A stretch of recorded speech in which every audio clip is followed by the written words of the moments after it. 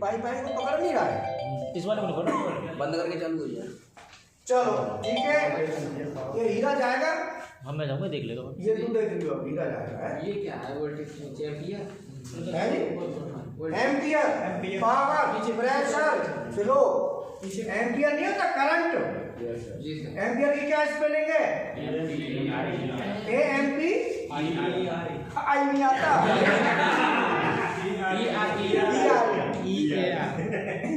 EAR है कि ER है? ठीक है, आई नहीं आएगा कोई बात नहीं, स्पेलिंग के बाहर में जान लो, सब्जेक्ट को समझ लो। अब देखो, अब ये काम लिखना बंद कर दो, समझ लो। अब दिमाग का इस्तेमाल करो। अब यहां दिमाग की जरूरत है। कोई भी एनालॉग सिग्नल, एनालॉग सिग्नल पहले तो हम कहते किसको हैं? जिसकी वैल्यू बदलती रहे, ज़्यादा कम। जैसे फ्लो है, एनालॉग में आता है, तो फ्लो मीटर आ गया, जैसे फ्लो आ गया ना, फ्लो है, प्रेशर है। जितने भी वैल्यू वेरिएबल हैं, जिनकी वैल्यू वेरी कर रही है, वो सब एनालॉग है। जैसे आउटपुट में हम बात करें सर VFD सर्वो, तो इसमें दोनों में आता है स्पिंडल आता है, स्पिंडल RPM, स्पिंडल RPM। मैंने सुबह क्लास करी थी CNC वाली, वहाँ पे RPM बताया था कि S करके RPM देते हैं, तो वह एनालॉग में आता है। जो सुबह क्लास करके उस पर मोटर पे बताया था। सर्वो ड्राइव में भी स्पिंडल RPM, मतलब स्पिंडल RPM। अगर कोई भी चीज़ RPM में चल रही है तो एनालॉग है। अब समझो क्या है? TPC, thyristor power controller. जैसे टेम्परेचर होता है ना, टेम्परेचर को कंट्रोल करने के दो मेथड होते हैं, डिजिटल, एक एनालॉग। अब ये एनालॉग सिग्नल समझ लो क्या है। एनालॉग का मतलब है कि कोई भी वैल्यू वेरी कर रही है, ज़्यादा हो रही है, कम हो रही है, वो उसको हम एनालॉग कहते हैं। जैसे प्रेशर है, वोल्टेज है। अब वोल्टेज क्या है? ज़्यादा होती है, कम भी होती है, तो वो हमारे हाथ में नहीं है ना। वो ज़्यादा हो रही है तो उसे कहते हैं इंस्टेंटेनियस वैल्यू। जो हमारे हाथ में नहीं है, जो पीछे से ज़्यादा कम हो रहा है, वो इंस्टेंटेनियस है, तात्क्षणिक। उसमें क्या क्या आता है? Voltage, ampere, pressure, flow, power, ये सब काय में आते हैं? ह्यूमिडिटी, ये एनालॉग सिग्नल में आते हैं। सब ये इंस्टेंटेनियस वैल्यू। एक वैल्यू हम देते हैं, खुद बनाते हैं, तो वो इंस्टेंटेनियस नहीं आती, उसे कहते हैं वैल्यू वेरिएबल। दो चीज़ है यहाँ पे, एक है वैल्यू वेरिएबल, एक है इंस्टेंटेनियस। इंस्टेंटेनियस जो है वो है जिसको हम केवल रीड कर रहे हैं, हम देख सकते हैं कितनी चल रही है, वो हम देखते हैं। जैसे प्रेशर है, प्रेशर ज़्यादा कम होता है तो हम देखते हैं ना कितना चल रहा है, तो हम कंट्रोल भी करते हैं, ज़्यादा करना है, कम करना है, कंट्रोल करते हैं। लेकिन प्रेशर में कंट्रोल वाली वैल्यू और इंस्टेंटेनियस वैल्यू, दोनों वैल्यू हमको मिलेंगे।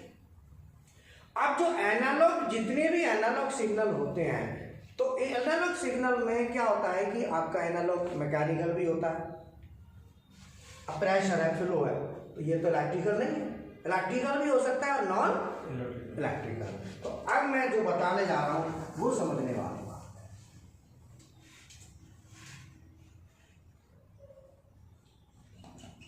Electrical and non electrical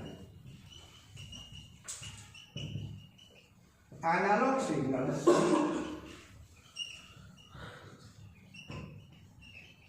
are converted in standard format by transmitter।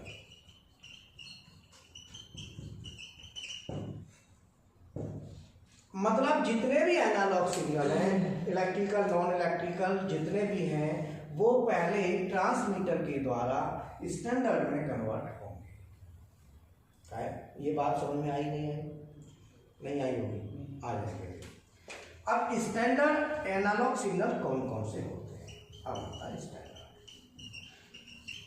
Standard analogue signal.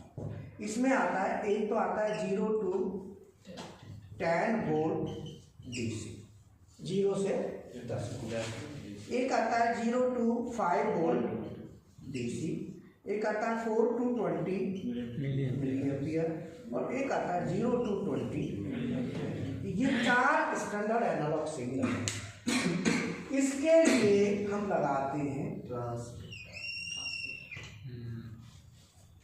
जैसे ये वोल्टेज आ रही है, आपने क्या लिया, ये लाइन है फेज और न्यूट्रल। अब मैं फेज न्यूट्रल को कहाँ दूंगा,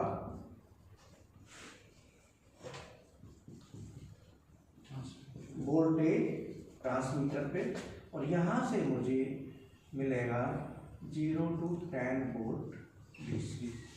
और बात समझ में आई।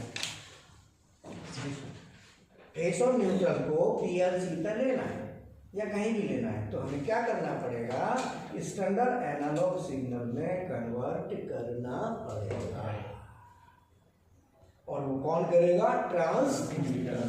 ट्रांसमीटर का मतलब वो ट्रांसमिट करेगा, परिवर्तित करेगा। समझ आया?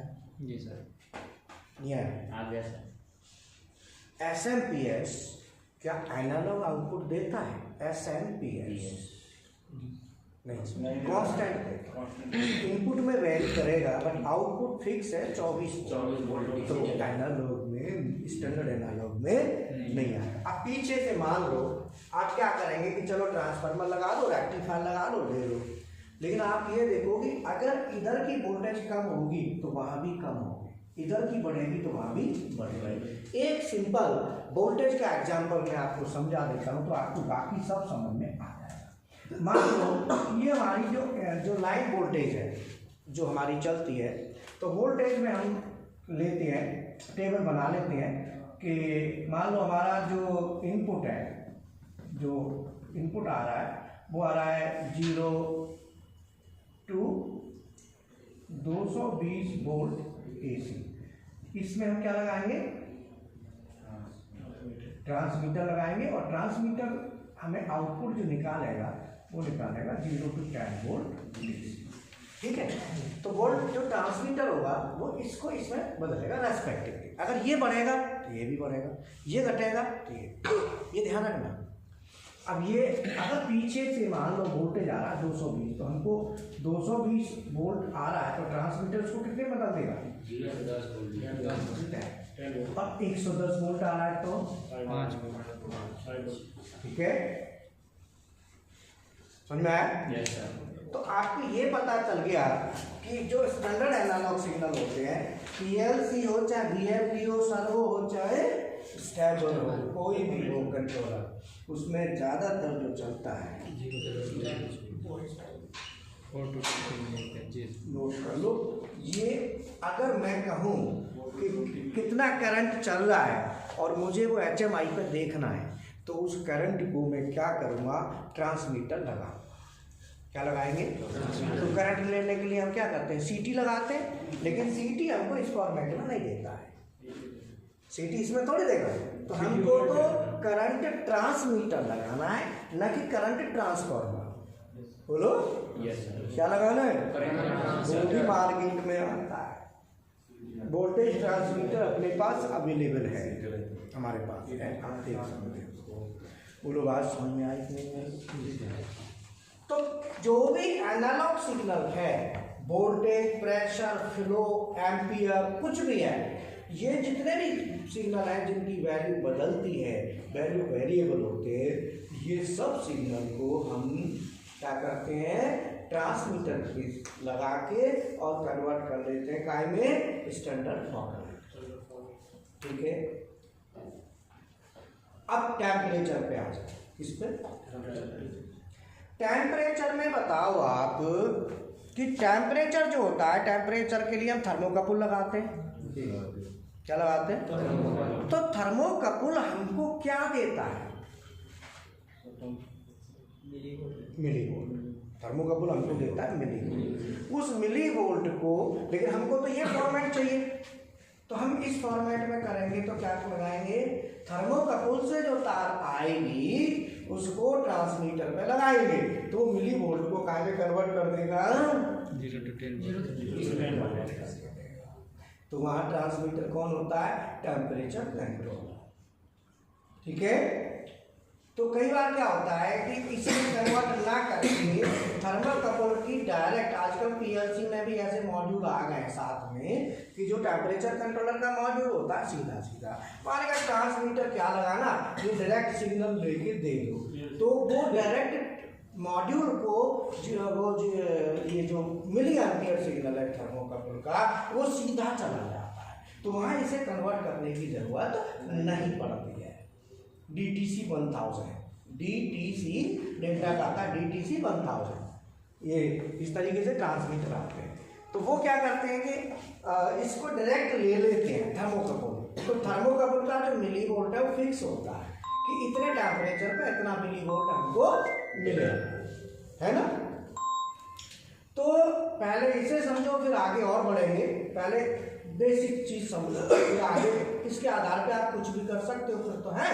तो अब हम क्या करेंगे कि इसको आप पहले उतार दो या फोटो ले लो, फिर मैं आगे बढ़ूंगा। काउंटेड नहीं है, कन्वर्टेड अंग्रेज। एनालॉग सिग्नल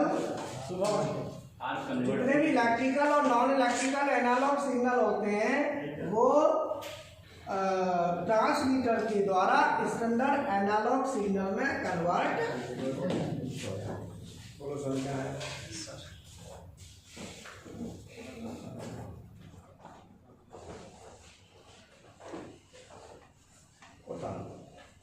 ये बताओ, ये समझ में आया कि नहीं आया? सब जी सर, क्लियर है? जी सर।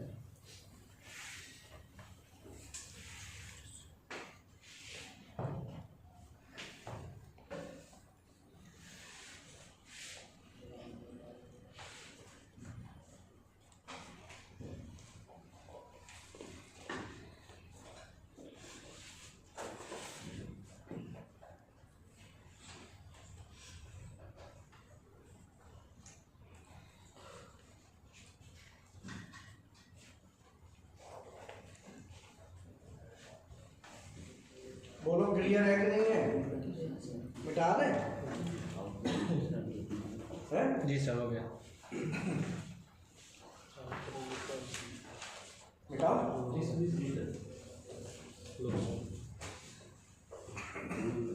अब मैं आपको यहाँ पे सिग्नल लेता हूँ कोई उसके हिसाब से आप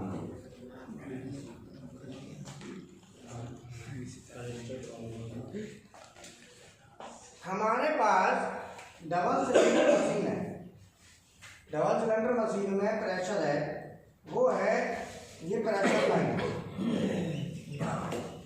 ये हमारी प्रेशर लाइन है और इस प्रेशर लाइन में पंप से प्रेशर जा रहा है। ये हमारी पंप है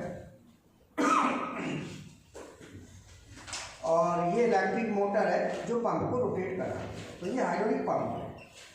पंप आगे प्रेशर दे रही है, इस प्रेशर को मुझे पीएलसी पे लेना और एचएमआई पे लेना। तो हम इसको एग्जाम्पल को लेंगे। तो हम क्या करेंगे, यहाँ से प्रेशर लिया और इस प्रेशर लाइन को ट्रांसमीटर को दे देंगे। प्रेशर ट्रांसमीटर, कभी कभी ट्रांसमीटर को प्रेशर ट्रांसड्यूसर भी कहते हैं। ट्रांसड्यूसर, ट्रांसमीटर या ट्रांसमीटर वोल्टेज को काउंट करने के लिए वोल्टेज ट्रांसमीटर, प्रेशर को कंट्रोल करने के लिए प्रेशर ट्रांसमीटर। ठीक है सर?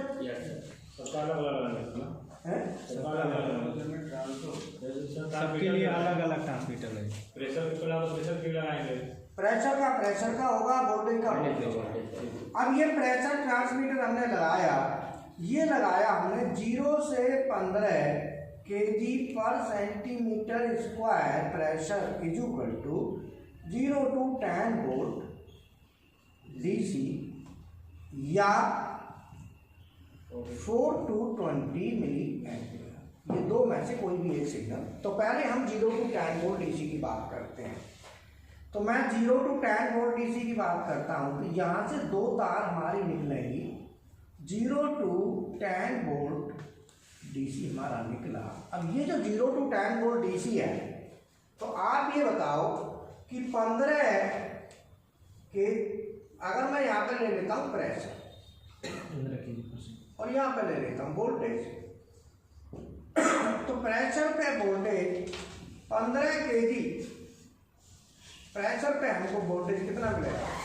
10 और 1.5 kg पे 1 वोल्ट। भाई 10 गुना कम हो गया, तो ये भी 10 गुना कम हो गया, सेम रेशियो में चलता है। और 3 kg पे 2 वोल्ट, 4.5 kg पे 3 वोल्ट, और 6 kg पे 4 वोल्ट, और 7.5 kg पे 5 वोल्ट। इस तरीके से बात समझ आई? सर आउटपुट डिसाइड करता है कि कितना प्रेशर है, जिसे 5 वोल्ट नहीं, आप ये लाइन है, आपने ट्रांसमीटर खरीदा, आपको पता है कि मेरी लाइन का जो प्रेशर है 15 kg तक है। कितना है? तो मैं मार्केट में कहूँगा कि भाई 0 से 15 kg का ट्रांसमीटर दे दो। अब मेरा 100 kg का प्रेशर है, तो 0 से 100 का देना है। मान लो ट्रांसमीटर मैंने 15 की बजाय 100 ले लिया, मैंने कितना ले लिया? 100। कोई मैं 100 ले लेता हूँ, मुझे क्या दिक्कत है? पर 15 का हमारे पास अवेलेबल है, इसीलिए 15 का लिया था। तो मैं 100 का करता हूँ कैलकुलेशन, पहले 15 का करता। तो मैंने 15 kg का लिया, क्योंकि हमारी नीड 15 तक है, तो वही तो लगाएंगे। अब 15 kg के ट्रांसमीटर जो आएगा, तो डेफिनेटली 15 kg पे हमको वो 10 वोल्ट देगा। अब प्रेशर तो यहाँ चल रहा है, अब प्रेशर मान लो लाइन में कम है, तो हमको आउटपुट भी तो कम मिलेगा ना। प्रेशर बढ़ेगा तो रेस्पेक्टिवली आउटपुट बढ़ेगा, और प्रेशर कम होगा तो रेस्पेक्टिवली आउटपुट भी कम होगा। बोलो बात समझ में आई? अब ये जो 0 to 10 वोल्ट डीसी सिग्नल है, ये हमारा कहाँ जा रहा है? ये सिग्नल पीएलसी में जाएगा, और पीएलसी में ये जाता है यहाँ पे A to DC converter, analog to digital, A to D, DC नहीं digital, analog to digital card. इसके अंदर एक कार्ड होता है या कन्वर्टर होता है जो एनालॉग को डिजिटल में कन्वर्ट करता है। तो डिजिटल में क्या होगा? 0 1। तो ये क्या करेगा कि ये जो एनालॉग वैल्यू आ रही है, इसे डिजिटल में A to D कन्वर्टर कहते हैं। A to D, analog to digital. अब ये कन्वर्ट करेगा, तो जब ये कन्वर्ट करेगा तो कन्वर्ट करके स्टोर वैल्यू स्टोर कहाँ होगी? कहीं तो ढूंढोगे। तो इसमें क्या चैनल होते हैं। अब मान लो ये मैंने मान लिया चैनल G, चैनल है 1 2 3। तो कितने एनालॉग इनपुट हम दे सकते हैं? तो ये हमने पहला इनपुट दे दिया। अब ये वैल्यू मिलेगी कहाँ? क्वेश्चन ये है। तो ये वैल्यू जो मिलेगी उसके लिए पहले से ही डाटा रजिस्टर डिफाइंड होता है कि इसमें मिलेगी। तो चैनल नंबर 0 और चैनल नंबर 1, चैनल नंबर 0 की जो वैल्यू है D1110 में मिलेगी, और चैनल नंबर 1 की वैल्यू है वो D1111 में मिलेगी। ये स्पेशल डाटा रजिस्टर डेल्टा के, मैं सुनिश्चित और किसी डेल्टा की बात कर रहा हूँ। ये डाटा रजिस्टर फिक्स है कि इसमें सिग्नल दे रहे हो, तो ये यहाँ पे वैल्यू आके स्टोर होगी। किसमें स्टोर होगी? अब ये कितने में होगी? उसे कहते हैं रिजोल्यूशन। क्या कहते हैं उसको? रिजोल्यूशन। तो वो बिट रिजोल्यूशन चलता है, तो ये जाके स्टोर होगी डेल्टा का DVP 20EX200R अगर मॉडल है, तो वहां पे 0 to 10 volt is equal to हो जाएगा 0 to 2000 पल्स। कितनी पल्स बनेगी? 2000 पल्स। तो डिजिटल पल्स में कन्वर्ट हो जाएगा। बोलो समझ में आया? हर मॉडल का, हर मेक का अलग अलग स्टोरेज कन्वर्जन रेट होता है। कन्वर्जन जिसे हम रिजोल्यूशन कहते हैं। रिजॉल्व हो जाता है। जैसे क्या है, ये वैल्यू काय में रिजॉल्व हो रही है? बिट्स में। ये काय में रिजॉल्व हो रही है? बिट्स में रिजॉल्व हो रही है। तो इसे कहते, इसलिए कहते हैं बिट रिजोल्यूशन। ये कितने बिट का रिजोल्यूशन है? 0 से 2000। ये हमारा बनता है 10 बिट का 1024 होता है। तो ये 2000 है, तो इसका 11 बिट का रिजोल्यूशन होगा। कितने का? 11 बिट का। तो इतने बिटों में रिजॉल्व होता है। अब बिटों का बताएंगे आपको कि बिटों में रिजॉल्व वैल्यू कैसे होती है, वो भी मैं बताऊंगा कि कैसे रिजॉल्व होती है। ठीक है ना? अब ये 2000 में कन्वर्ट, अब मान लो ये मॉडल था 2000 में, एक मॉडल और भी है डेल्टा का DVP-20EX 00R, उसमें 511 में कन्वर्ट होता है। किसने में? मैं छोटा सा प्रोग्राम बनाता हूँ जिससे आपको थोड़ा सा आइडिया लगेगा, है। हाँ, तो मैं छोटा सा प्रोग्राम यहाँ पे लैडर में बनाता हूँ, तो उससे आपको थोड़ा आइडिया लगेगा। तो चैनल 0 और चैनल 1, मैं यहाँ पे चैनल 0 यहाँ लिख लेता हूँ। चैनल 0 की वैल्यू किस में जा रही है? D1110, और चैनल 1 की किस में जा रही है? D1110। 4 एनालॉग इनपुट इसमें होते हैं PLC में, जिसमें मैंने बताया है। और इस PLC का अगर आपको लिंक में भिजवा दूंगा, कनेक्शन डायग्राम देख लेना उसका। और वैसे आपने YouTube पे ही देखना है तो PLC 41 में डालना, तो वहाँ PLC का पूरा डिटेल आपको मिल जाएगा, एनालॉग सब उसमें दिया हुआ है। ठीक है, PLC 41 भाई गोपाल भाई तो आपको मिल जाएगा। ठीक है, बाकी लिंक हम भिजवा देंगे। अब मैं इसका एक छोटा सा प्रोग्राम लिखता हूँ। मुझे हाइड्रोलिक प्रेशर 5 kg प्रेशर हो जाए तो मेरे को एक लाइट जल जाए। क्या जल जाए? लाइट। 5 kg पे। कितने पे? 5 kg। तो 5 kg पे लाइट जलाने का लैडर मैं कैसे लिखूंगा?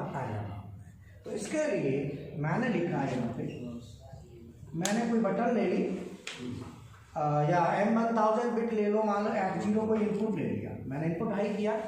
मैं यहाँ पे लिखूंगा मूव D1110 टू D0। मैंने D1110 की जो वैल्यू है वो D0 पे ले ली, डाटा रजिस्टर पे ले ली। किस पे ले ली? अब यहाँ पे अगर पीछे से 5 kg, वो कितना वोल्टेज है? 15, 5 दिया 15, तो 15 kg प्रेशर है। तो पीछे से मान लो आ रहा है, जितना भी प्रेशर आएगा तो रेस्पेक्टिवली वोल्टेज होगा। अगर यहाँ पे चैनल 0 पे वोल्टेज आ रहा है 1 वोल्ट, कितना आ रहा है? 1 वोल्ट। तो 1 वोल्ट 10 वोल्ट में यहाँ पे पल्स कितनी बनेगी? 2000। पल्स कितनी बनेगी? या नंबर्स ले लो, नंबर्स या नंबर ऑफ पल्स। तो नंबर ऑफ पल्स तो कितनी होगी? 2000। 1 पे कितनी होगी?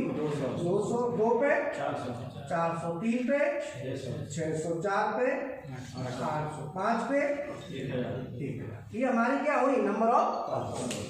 नंबर ऑफ पल्स, तो ये हो गई नंबर ऑफ पल्स। हाँ जी, हाँ।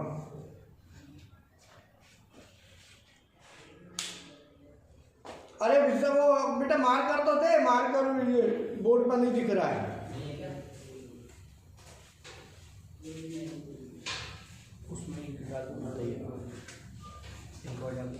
क्या डालूं? मैं खींच जा रहा था, मैं भी चल रहा था। सर ये रिकॉर्डिंग वाले में ऊपर कर नहीं आ रहा सर।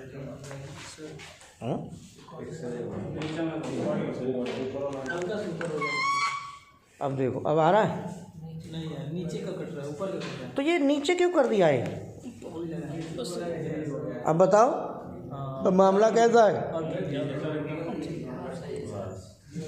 अरे हीरा भी कमाल है यार। बोलो तो हीरा ऐसी, अरे दिलो मीटर है और खींच दो, पूरा आ रहा है। मतलब ये नीचे बौना बना दिया उसको, कभी स्टैंड को, कभी ये चाइना बना रहे उसको, दिख रहा है बढ़िया। मतलब मैं वही तो कह रहा हूँ, नीचे क्यों कर दिया? स्टैंड इतना ऊंचा रहता है, भाई आगे नीचा क्यों है? तुम्हें हीरा को पता नहीं, हो सकता है दिमाग में कुछ आया हो।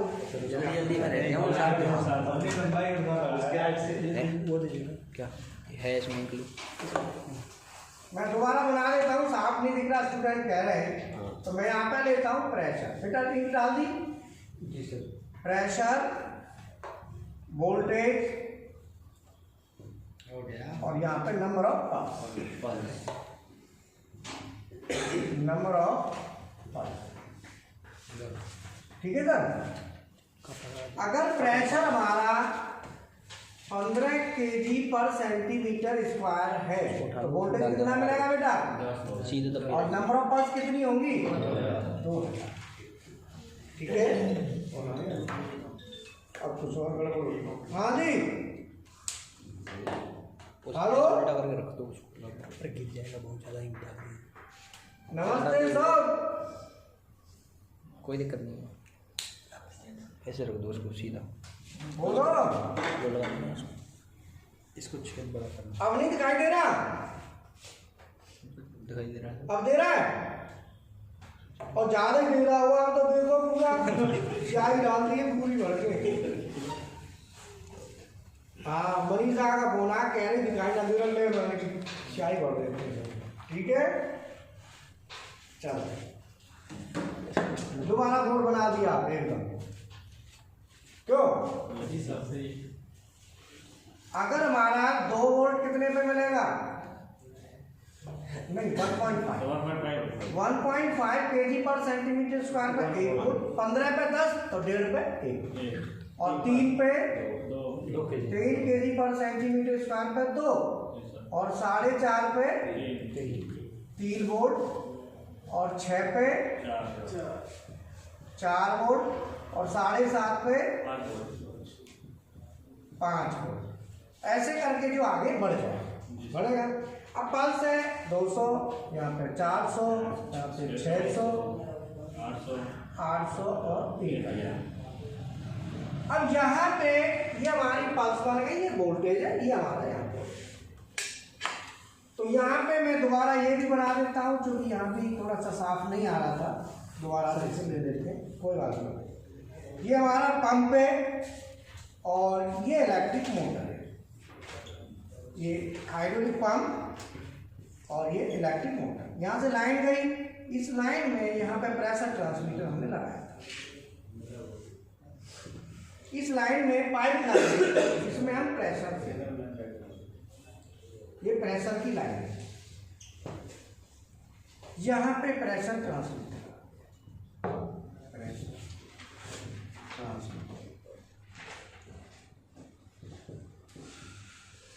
ये हमने लगाया, ये 0 to 15 kg पर centimetre square is equal to 0 to 10 volt DC is equal to 4 to 20। अब कोई भी एक सिग्नल ले लेंगे, आप चाहो कि दोनों एनालॉग चाहिए तो आप दोनों ले लो, वो आपको। हमने यहाँ पे सिग्नल लिया 0 to 10 वोल्ट DC, तो 0 to 10 वोल्ट DC दिया, और ये सीधा हमने यहाँ पे भेज दिया।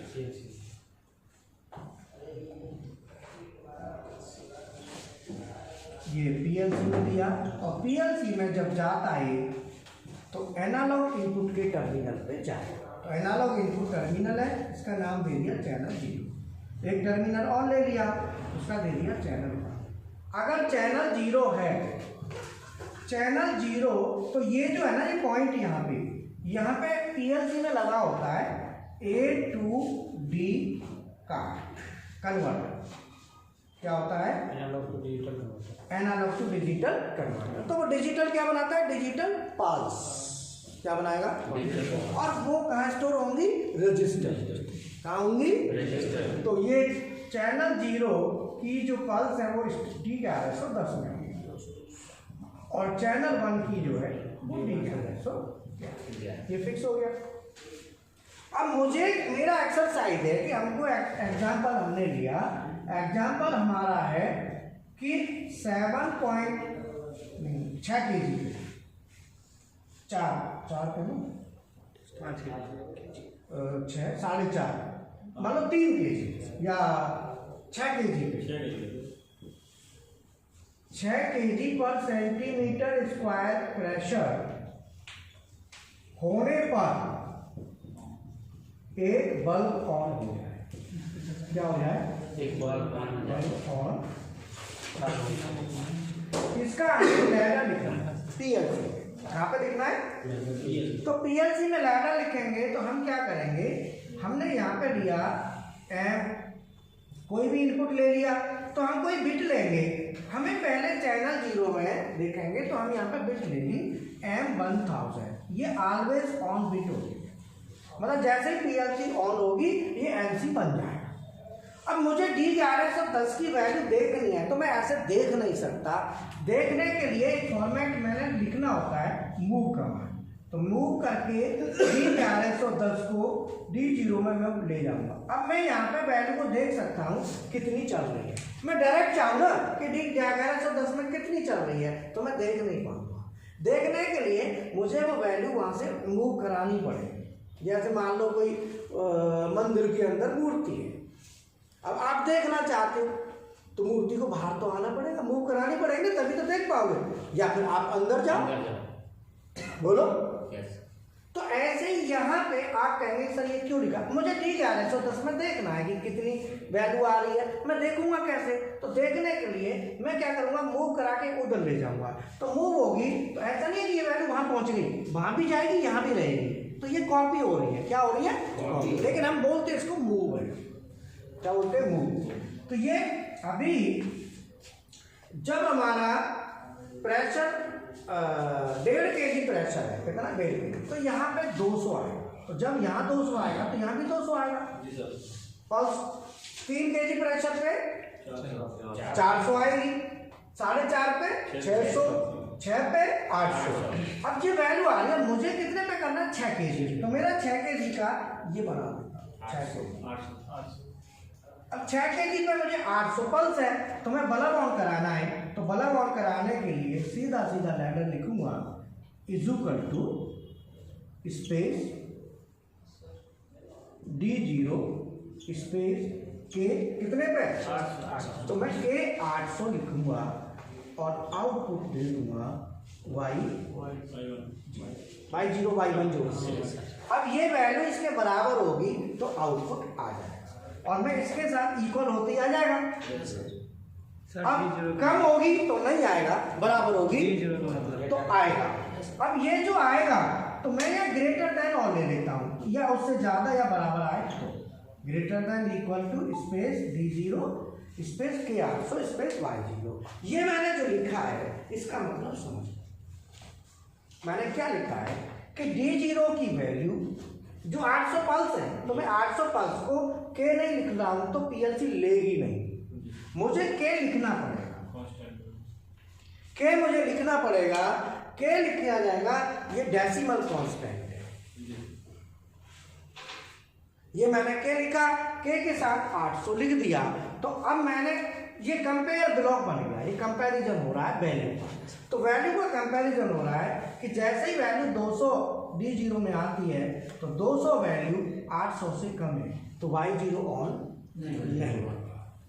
जैसे ही प्रेशर बढ़ा 200 की जगह 400 हुई, हाँ यहाँ पे भी 400 हुई, यहाँ भी 400 हुई, यहाँ भी 400 हुई, तो 400 होने से भी अभी ये इससे कम है ऑन। अब मैं इसको 600 करता हूँ, यहाँ भी 600, यहाँ भी 600, यहाँ भी 600 और यहाँ भी, तब अभी भी ऑन नहीं। अब मैं 800 करता हूँ, यहाँ भी 800, इसका मतलब कि D0 में जो 800 वैल्यू आ रही है ये इसके बराबर है और Y0 कम हो जाएगा, और 800 से ज़्यादा होगा तो भी हो जाएगा। तो ये जो D अभी क्वेश्चन किया था कि D0 D ये है क्या, इनको कहते हैं डाटा रजिस्टर। क्या कहते हैं? Data register. ये हमारे स्पेयर में होते हैं, कुछ स्पेशल होते हैं। जो स्पेयर में होते हैं वो D0 से लेके D500 तक, 600 तक PLC, हर PLC का अलग अलग होता है। ये खाली वाले हैं, इनको आप उठा लो, जरूरत पड़े। जो रजिस्टर नहीं होते, जैसे रजिस्टर है, ये जस्ट सिंपल एक रजिस्टर की तरह खाली वाले आप यूज कर दो, ठीक है। और स्पेशल दूसरे होते हैं। स्पेशल होते हैं वो प्री डिफाइंड होते हैं, प्री डिफाइंड। तो डेल्टा में बात करते हैं स्पेशल की, तो D1000 एंड D1000 या इससे ऊपर के जो है वो सब स्पेशल में आते हैं, ठीक है। जैसे D1110 स्पेशल है, 1000 से ऊपर जो भी होंगे वो स्पेशल डाटा रजिस्टर। कौन से होंगे? 1000 से ऊपर, और 1000 से नीचे वो स्फीयर है, खाली वाली नॉर्मल। वो क्या है? नॉर्मल है। वो लोग बात समझ में आ गई। तो हमने क्या किया, स्पेशल डाटा रजिस्टर से नॉर्मल में वैल्यू को कॉपी कर लिया। क्या कर लिया? लेकिन यहाँ पे कॉपी नहीं लिखा, यहाँ पे क्या लिखा है? मूव कर, मतलब ये नहीं उठ के वहाँ चली जाए, वहाँ भी गई और यहाँ भी है, इसमें भी रहेगी, जाएगी नहीं। ऐसा नहीं है कि वहाँ चली गई, इस क्या हुआ? कॉपी। क्या हुआ? जैसे हमको 7.5 में बंद करना होगा तो फिर उसको लॉजिक कैसे लिखेंगे? क्या? जैसे 7.5 पेज में बंद करना होगा लोग 7.5 kg पे बंद करना है। तो हम 7.5 kg पे बंद करने के लिए, अब तो हमने ग्रेटर देन इक्वल 800 ले लिया, अब 7.5 को कितनी पल्स है? 1000। अब 1000 पे हमें बंद करना है, तो इक्वल फिर हम क्या करेंगे, अब ग्रेटर देन नहीं लेंगे, हम केवल इक्वल लेंगे। हमें 6 kg पे ऑन करना है, 7.5 kg पे बंद करना है। तो हमने यहाँ पे क्या करेंगे, सेट करेंगे भाई, SET बाई 0 को सेट कर दिया, ऑन हो गया। अब equal to space D0 space K, 7.5 में कितना? 1000 RST और बोलो क्लियर? 6 kg पे ऑन हो जाएगा, माने सेट हो गया, और 7.5 kg पे बंद। ले लो सेट, ये इसको करना पड़ेगा। सेट नहीं अपने आप हो जाएगा, तुम सेट लिख दो। D0 लिखा हुआ है, अगर हम चैनल 1 में अगर इनपुट करवाते हैं हाँ, D0 नॉर्मल, देखो स्क्वायर वाला तो कोई भी ले लो, चैनल 1 पे लाके तो वो D1110 चेंज होता है 11। ये तो D0 P0 तो कोई स्क्वायर है, ये तो D0 क्या है, D4 ले लो, 5 ले लो, स्क्वायर मतलब खाली कोई सा जो डालो। तो सर ये समझ में है कि ये जब डेटा रजिस्टर हम यूज़ किए वो चैनल 1 के लिए D1100 नहीं, ये तभी तो 10 यूज किए ना चैनल 0। हाँ चैनल 0। अब सुनो, इनका कहना है कि सर हम D0 ना लिख के हम लिखेंगे D4, कोई दिक्कत नहीं, D4 में लिया। लेकिन हम डेटा रजिस्टर जब डेटा यूज कर लिए तो यही डेटा रजिस्टर यहाँ इनपुट कर देंगे तो नहीं, ये अलग है। इसमें जो वैल्यू आएगी तो वो नहीं, हाँ तुम क्या हम वो तो अलग आएगी। हाँ।